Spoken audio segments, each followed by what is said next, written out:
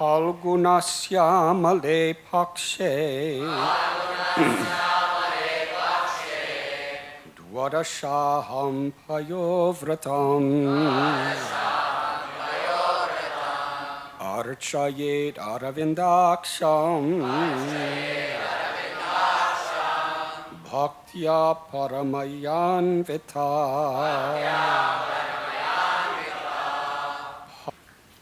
In the bright fortnight of the month of Phalgun, February and March, for 12 days ending with Dwadasi, one should observe the vow of subsisting only on milk and should worship the lotus-eyed Supreme Personality of Godhead with all devotion.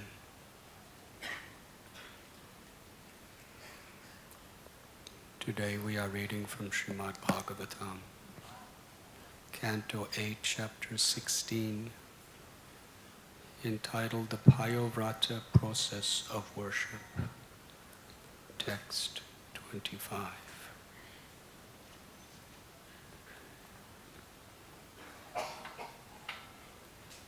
Aditi, the loving mother of the Devas, is in unbearable distress.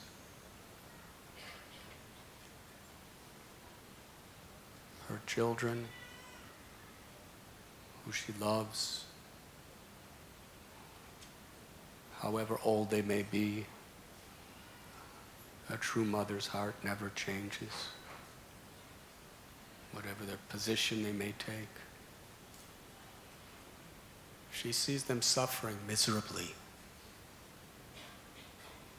They have been defeated, humiliated, plundered. They lost their positions, all their wealth, even their service. They're hiding in disguise. For one who has been honored, dishonor is worse than death. Cannot imagine the suffering of the Devas when they are dishonored in such a way,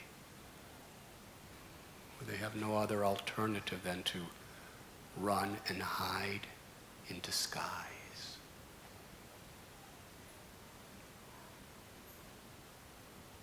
So their prestige has been crushed. Their physical facilities have been taken away totally. It's like we read in Mahabharata and Srimad Bhagavat, how when the Pandavas were exiled to the forest, who suffered the most? It was Kunti, even though she was not in exile. She was living in the palace being protected by Bhishma and Vidura. But just thinking of her children, bereft of everything, such a calamity upon her heart. So in this state, Aditi is being taught by Kashyapa Muni, her husband, how the only solution to any real problem is to turn to Krishna. Otherwise, as Prahlad Maharaj explains, the solutions to our problems may solve the immediate need, but if they are bereft of God consciousness, generally the solution creates a more complex and difficult problem than the original problem that it solved. Kashyapa Muni is instructing his wife, we have to turn to Krishna.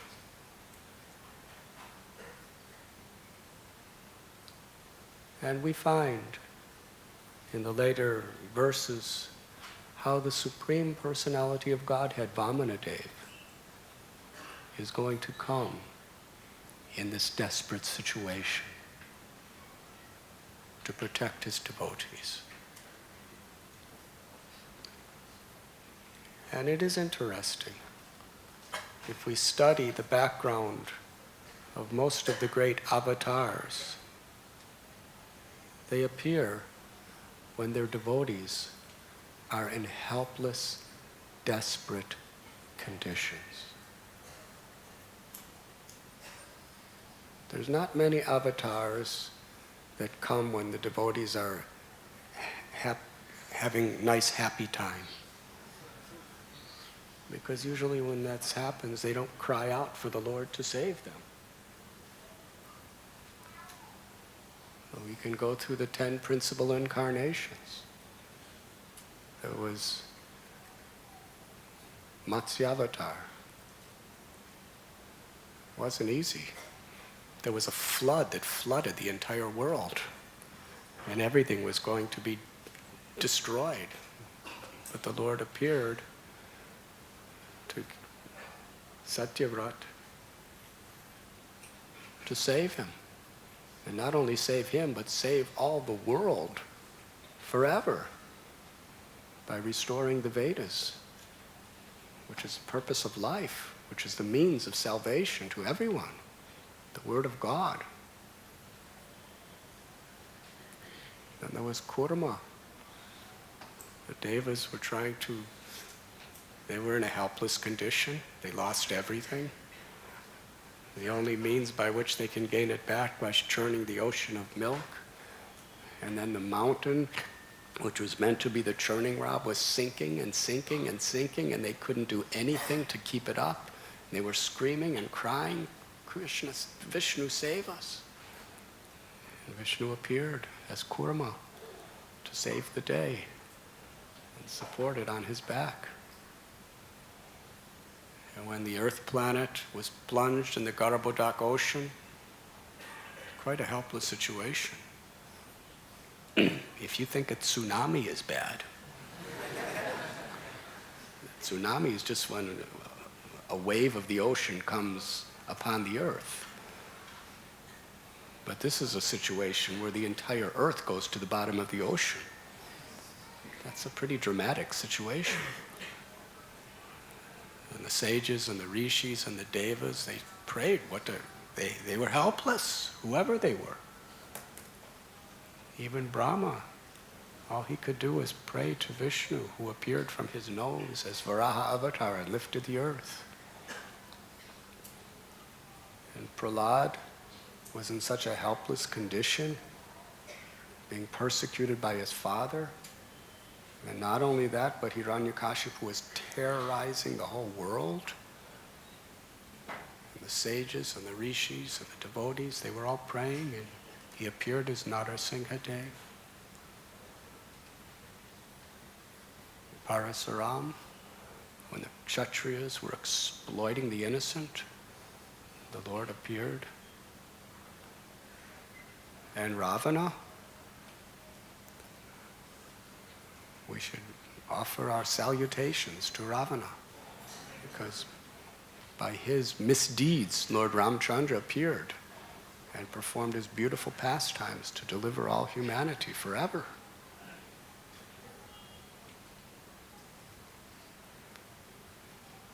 And Krishna, Kamsa, Jarasandha, and all of these asuras, they were conquering all directions. The devas were helpless, the devotees were helpless, and like little Prahlad, who was being harassed so horribly by Hiranyakashipu, Vasudeva, and Devaki, they had to tolerate seeing 6 of their children brutally murdered right in front of their eyes as they spent years and years in chains in a prison cell. But it was that environment in which Swayam Bhagavan, Sri Krishna, appeared within this world.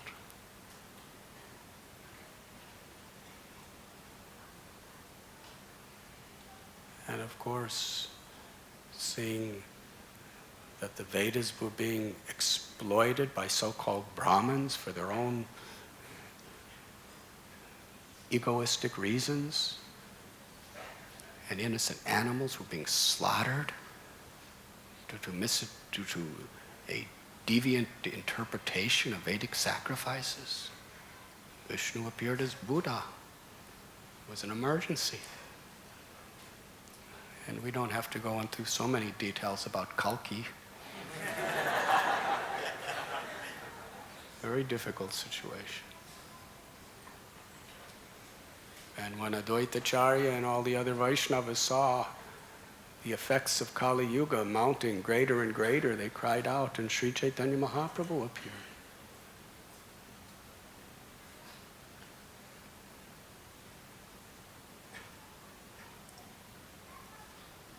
So this is a very, very consistent message. Of course, everyone likes a nice, peaceful, and congenial environment to chant Hare Krishna and to be with blissful devotees and to be happy. Prabhupada said, chant Hare Krishna and be happy. But chanting Hare Krishna means we find our happiness in Krishna, not in the external circumstances.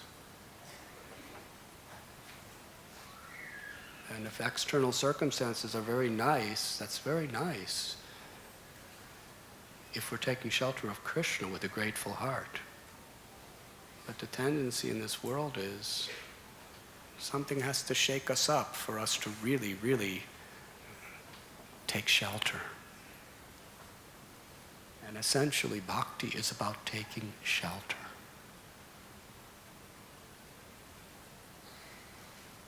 So Kashyapa Muni here in this verse is instructing Aditi how to bring the Supreme Personality of Godhead into this world. Krishna is our only shelter. And he's giving her some tapasya to perform. 2 weeks, a fortnight of only drinking milk. That tapasya is required to show our sincerity, to take our minds away from all the distractions of material enjoyment, and also to help us to really fix our mind on our purpose. But this verse concludes with Kashyapa Muni. He's saying one should worship the lotus-eyed Supreme Personality of Godhead with all devotion. One can only approach Krishna through devotion. Whatever deity worship, whatever mantras we chant, whatever food we eat, whatever austerities we perform, whatever charity we give, it is utterly meaningless to Krishna if it is not offered with devotion.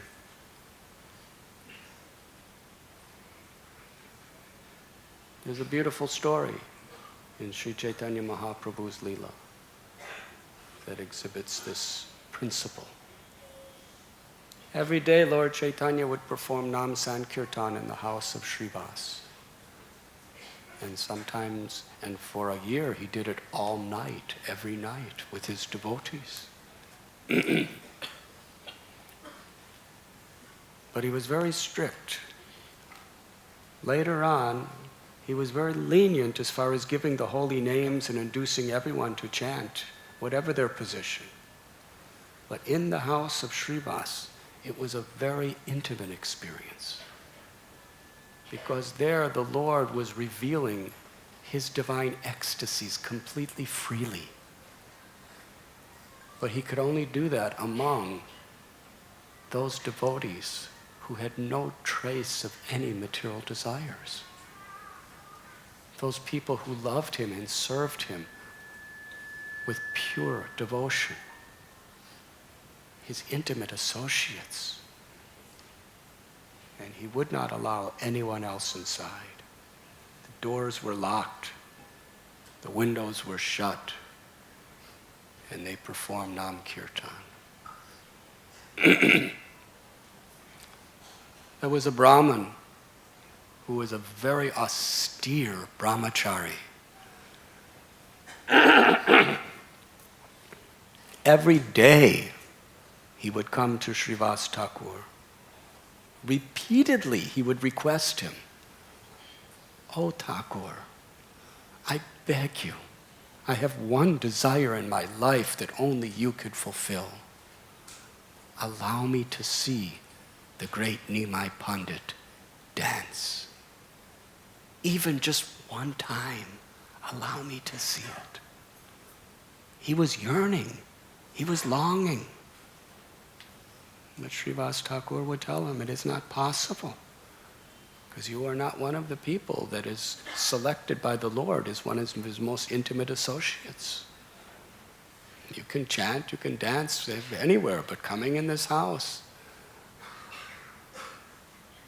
because if people who were not qualified were to see in the Lord and his devotees manifesting these ecstatic symptoms, they would not understand it.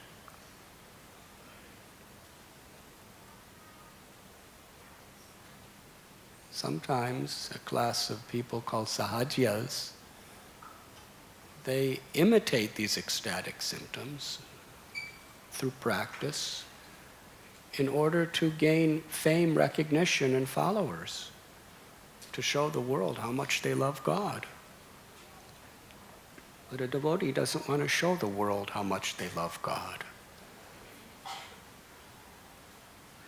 They want to love God and help the whole world to love God. So Lord Chaitanya did not want cheap followers. And also, they just would not understand. Generally, a great personality will not reveal these ecstatic symptoms unless there's an audience who could really understand. Similarly, generally, great personalities do not discuss very, very high, intimate spiritual topics exhaustively unless there's an audience that is spiritually elevated enough to actually be able to not only understand it, but experience it. So Sri Chaitanya Mahaprabhu, that was his rule. And Srivasa explained it. But still, that Brahmin was so determined. He was very honest. He was very moral. Extremely peaceful person. And very austere. He was a brahmachari. Lifelong brahmachari. With no intention for anything else. So finally, Srivasa, seeing his really good qualities, he said, "All right, because you are so pure in heart, because you're a strict celibate, and you only drink milk and eat fruits, and we really want to see it, I will bring you inside. But I'll have to put you in a secret place where you will hide so that no one except me knows that you're there." So the brahmachari came a little early and Srivasa gave him a nice hiding place where no one would see him, but he could see. And Sri Chaitanya Mahaprabhu came with his devotees. Mahaprabhu said, "Hari Bol." And the devotees began to chant Nam Sankirtan. Very sweet. Mridangas were playing, kartals were chiming, and how the devotees were singing with such intense emotion and devotion. Then Lord Chaitanya danced. The most charming, intoxicating, enchanting experience that anyone could possibly be gifted with is the vision of Sri Chaitanya dancing. As he was dancing, Nityananda Prabhu and Gadadhar Pandit were dancing around him in ecstasy. And Advaita Acharya, he was hither and thither, going here and there, dancing, dancing, dancing, as if he was floating in ecstatic joy. And all the devotees in Srivasangam were drowning in an ocean of transcendental bliss, as the holy names was all that could be heard. Understand the nature of these kirtans. It wasn't about showing how you can dance or how you could play mridanga or how nicely you could sing. It was about being absorbed in Krishna, who is not different than his name. That's all. There was no false ego. Everyone did their best simply for Krishna, to give pleasure to Krishna, to give pleasure to each other. Sankirtan, full, complete, together.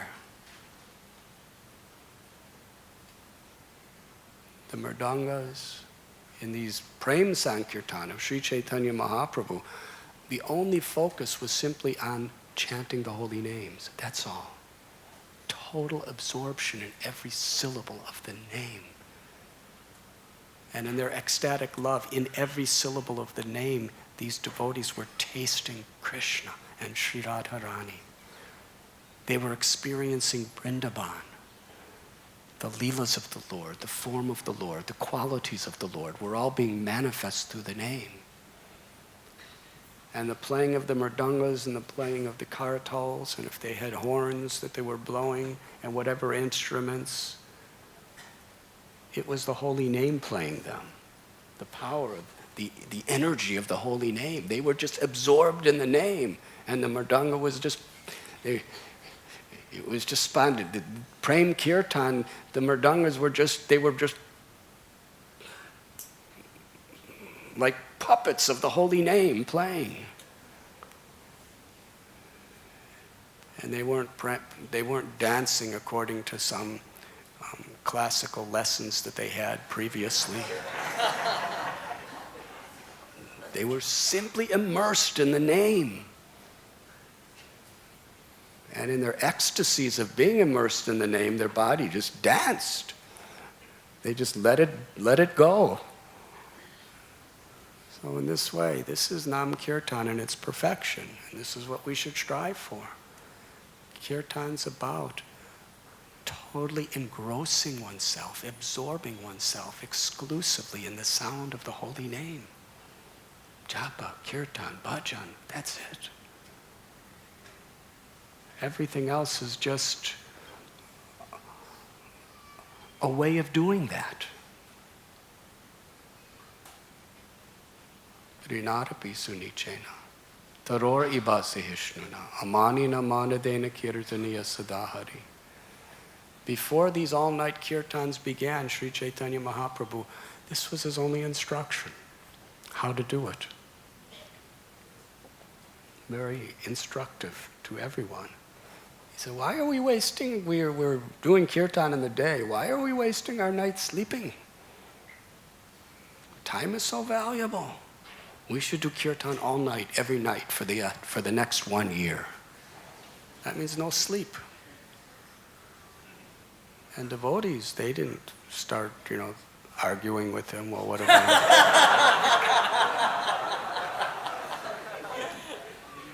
They knew the power of the holy name. They knew the power of his mercy. But then Sri Chaitanya Mahaprabhu instructed them how to do it. Trinarapi sunichena taror ibasihishnuna amani namanadena kirtaniya sadahari.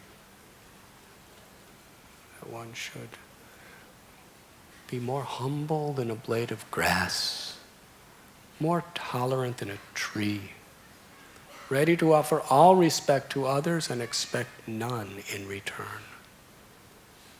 In this way, one can constantly chant the holy name.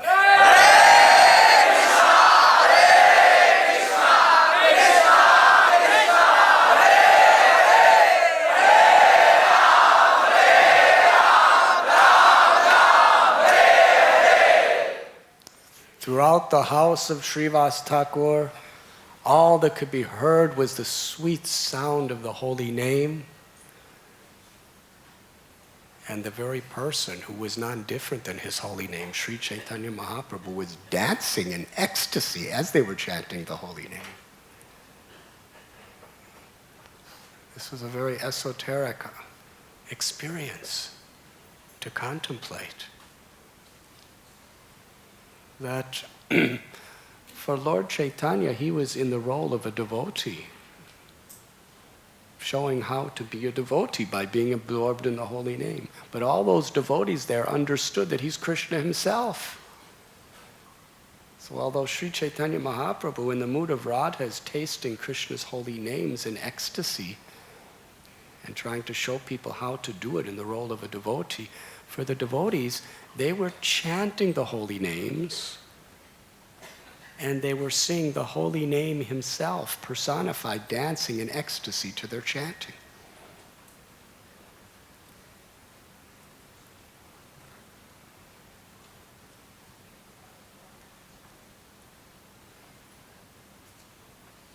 Now, just to intensify your attention,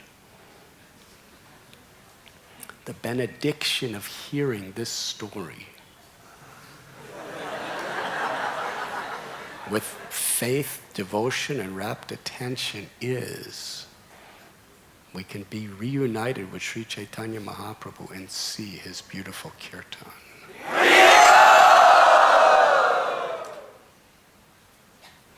So the kirtan was going on and everyone was besides themselves immersed in the supreme happiness. Suddenly, Lord Chaitanya, and actually their greatest happiness was to see Lord Chaitanya happy.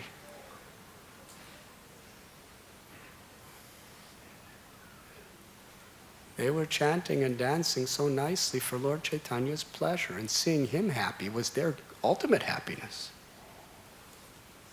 And knowing that Lord Chaitanya is non-different than his name, Radharani and Krishna are non-different from their names, when we perform kirtan, we should be thinking the same way. Is our consciousness, individually and collectively, is it in such a state that we are pleasing the Lord? Pleasing the Lord is our happiness. Suddenly Lord Chaitanya stopped the kirtan, very abruptly.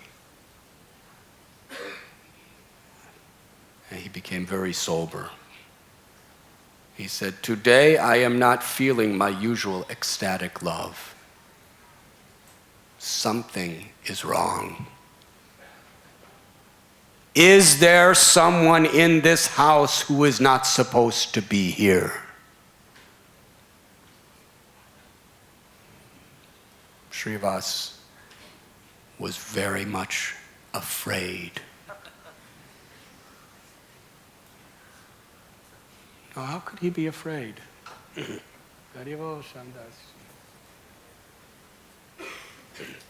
Why would he be afraid? Bajahure mana Sri Nandanandana abhaya charanara vindare. Govinda Das, the poet, has prayed, just worship the lotus feet of Sri Nandanandana and you will become fearless. This entire material existence is especially characterized by fear. Fear of loss, fear of death. As soon as the eternal soul, the Atma, identifies with this temporary body, inevitably there will be fear.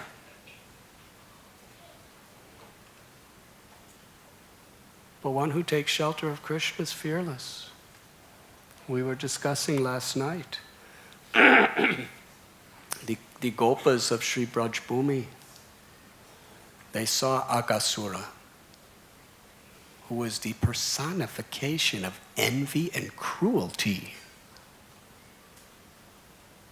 And he was so angry. His sister, Putana, and his brother, Bakasura, were both killed by this little gopa named Krishna. And he wanted revenge, serious revenge. Not only did he make the determined vow to kill Krishna, but he wanted to kill all Krishna's friends, knowing that if I kill all the cowherd boys, then the parents, they will all die. If I kill all the calves, then all the cows will die in separation from their children.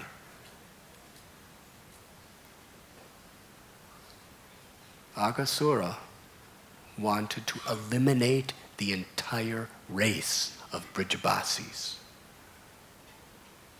What is that called these days? Genocide. Genocide.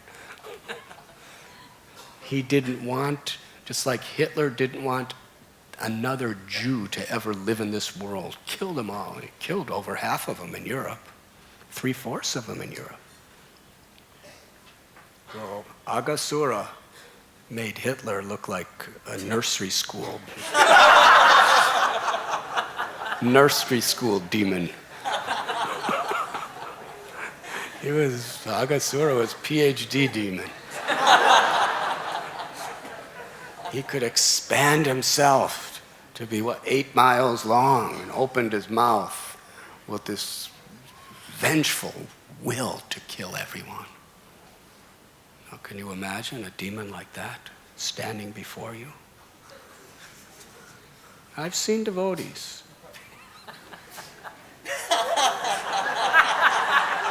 A little snake this big just slithers in front of you on the road and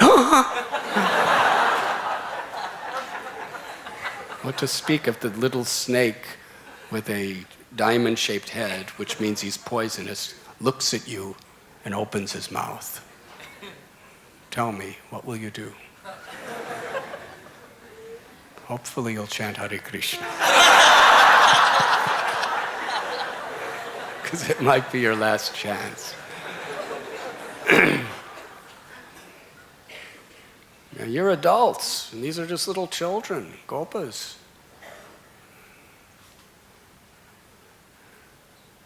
And they saw Aghasura, and one of them started running away. Others were saying, no, this is just beautiful scenery. This is some special ornament for us to play on in Brajabhumi. And another boy said, no, this is a demon. Look, he's alive. He's a living snake.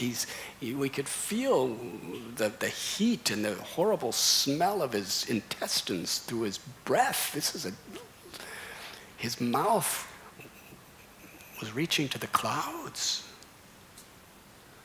He had gigantic fangs, teeth that looked like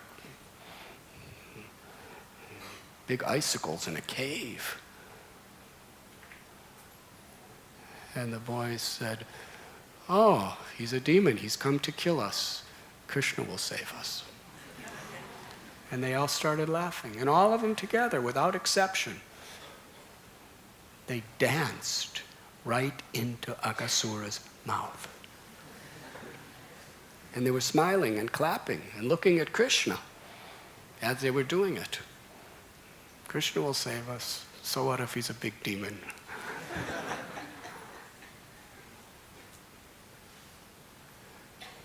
They were not bewildered, but Krishna became bewildered.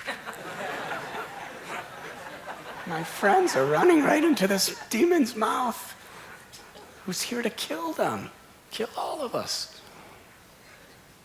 And then Krishna began to think, he had to kill him in a very special way because all his friends and all the calves are inside the demon's mouth. So he has to kill Aghasura without harming everyone inside of him. So Aghasura was waiting for Gopal. And then Gopal entered and he closed his mouth. And when he closed his mouth, it was so dark and so poisonous, so horrible, that all the children were unconscious. Samacharya said they were dead. Now Krishna, he never revealed super excellent opulences when he killed any of the asuras, because he didn't want to interfere with the Brijavasi's love for him as an ordinary child. Whenever he killed a demon, it was in such a way that they would justify that it's due to our worshipping of Vishnu that Vishnu saved him. Yes, Putana grew very big, but Gopal didn't grow big. He just remained. Can you imagine when she ran out of the house and grew, what was she, 12 miles long? And Gopal stayed the same size. It was hanging on to her breast. Could you imagine how big her breast was if she was 12 miles long? And Gopal was like, he was probably like this big in relationship.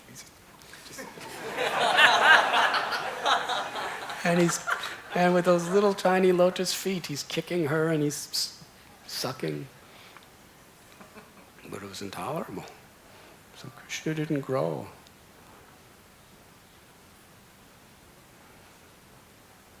With all the demons, he kept his same appearance.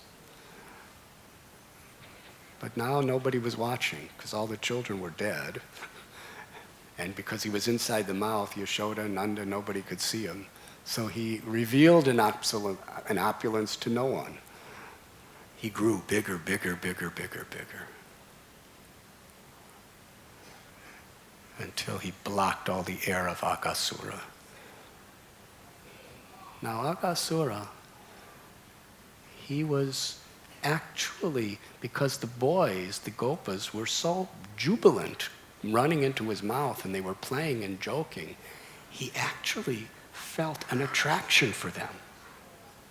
In his heart, he actually felt affection for them. And because he died in that state, his Atma burst from the top of his head and remained in the sky. Then his mouth opened, and Krishna glanced at his friends and brought them back to consciousness. And then they all happily danced out of Aghasura's mouth. But Krishna was last. And when Krishna came out, the soul of Agha entered into Krishna's body. And he actually attained the spiritual world as an eternal associate of the Lord in Vaikuntha. Why? Because that last moment he actually had affection and appreciation for Krishna's friends.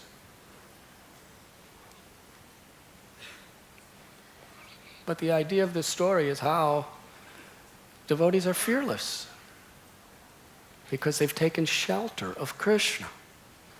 Now here is Srivasa Thakur, one of the greatest sages that's ever lived, an intimate associate of Lord Chaitanya. He's totally taken shelter of Krishna.